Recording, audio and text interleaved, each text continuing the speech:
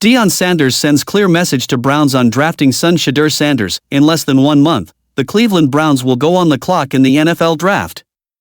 The struggling franchise, which won just 3 games last season, will select number 2 overall and should be in a position to draft quarterback Shedeur Sanders of Colorado, as the vast majority of analysts now believe that Miami's Cam Ward will be the first pick overall either by the Tennessee Titans or some franchise trading up into that spot. Sanders' father and Buffalo's head coach Deion Sanders has been clear since last fall that there are some teams his son simply isn't interested in playing for, though he's never explicitly named those organizations.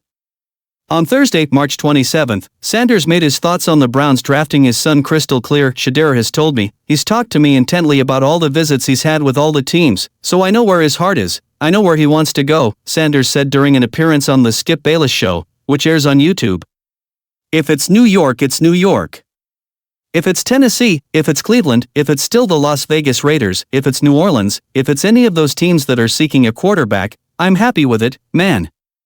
Because I know what he's going to do to the organization." NFL draft expert Todd McShay appeared on March 20th edition of the Bill Simmons podcast and indicated that Cleveland was one of the teams at the draft combine Shedeur Sanders showed real interest in joining, as opposed to a couple of other organizations with which his interviews were lackluster, according to sources with those teams who sat in on the meetings.